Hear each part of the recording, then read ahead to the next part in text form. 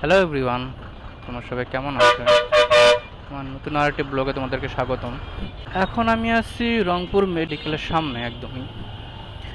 আমাদের রংপুর মেডিকেলের এখান থেকে শুরু করে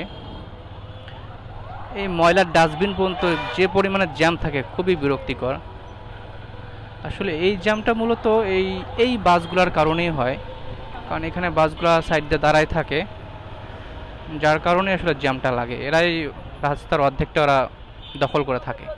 তারপর আবার এই যে লোক উঠাচ্ছে সামনে, ওই যে বাসগুলো লোক উঠাচ্ছে, এই জন্য জ্যাম লেগে আছে। এই দেখেন, আসলে এদের কারণেই আসলে এই জায়গাটা প্রচুর জ্যাম হয়ে থাকে। ওই যে সামনে একটা বাস দেখেন, ও যাচ্ছে না, লোক উঠাচ্ছে, দাঁড়ায় আছে, জ্যাম লেগে গেছে। আসলে কি বলবো, এগুলো আসলে দেখার কেউ নেই। যে যেমনে পারতেছে ঠিক সেভাবেই শেষ তার মতো করে চলতেছে। এই যে ডাবল করে আছে, রাস্তাটা জ্যাম লাগাই রাখছে। এভাবেই আসলে এখানে চলছে প্রতিনিয়ত। এই যে জায়গায় জ্যাম লেগে থাকে এই বাসগুলোর কারণে।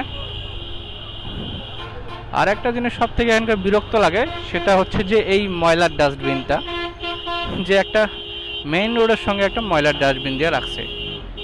এত বাজে দুর্গন্ধ এখানে যে আসলে এখানে দাঁড়া থাকাটা অসম্ভব একটা ব্যাপার। এটা যে কেন এখান থেকে সরায় না, আমি আসলে এটাই বুঝি না। এই রাস্তার সঙ্গে কেন ডাস্টবিন রাখতে হবে, এটাই আমি বুঝি না।